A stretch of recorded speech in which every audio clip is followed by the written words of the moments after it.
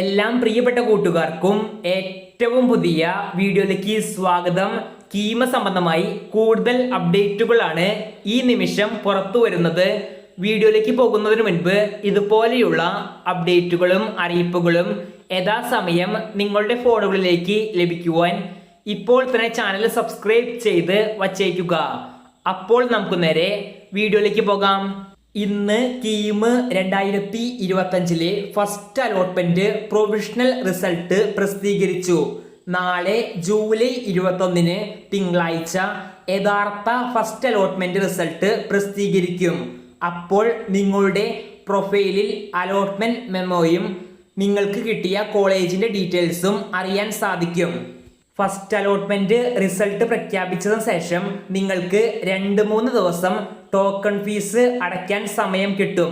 ഈ ഫീസ് അടയ്ക്കേണ്ടത് നിങ്ങൾക്ക് ഇപ്പോൾ കിട്ടിയ സീറ്റ് ഉറപ്പിക്കാൻ വേണ്ടിയാണ്. അത് എത്രയാകുമെന്ന് നിരവധി കുട്ടികൾ ചോദിച്ചിരുന്നു. ഇതുമായി ബന്ധപ്പെട്ട് നിങ്ങൾ SC ST ഒഴികെയുള്ള ബാക്കിയുള്ള കാറ്റഗറികൾ ആണെങ്കിൽ 8000 രൂപയാണ് കൊടുക്കേണ്ടത്. SC ST കാറ്റഗറി ആണെങ്കിൽ 500 രൂപയും.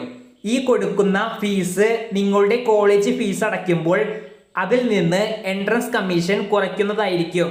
ഇനി എഡിറ്റ് ആൻഡ് ക്യാൻസൽ ഓപ്ഷൻ സംബന്ധിച്ച് പറയുന്നതിന് മുൻപ് നിങ്ങൾ ഇപ്പോൾ കൊടുത്ത കോളേജുകൾ നിങ്ങളുടെ ഇപ്പോഴത്തെ റാങ്ക് അനുസരിച്ച് ലഭിക്കുമോ എന്നത് സംബന്ധിച്ച് വീഡിയോയുടെ താഴെ നൽകിയിട്ടുള്ള കോളേജ് പ്രെഡിക്റ്ററിന്റെ ലിങ്ക് ഓപ്പൺ ചെയ്ത് റാങ്കും റിസർവേഷനും നൽകിയാൽ എളുപ്പത്തിൽ തന്നെ അറിയാൻ സാധിക്കും.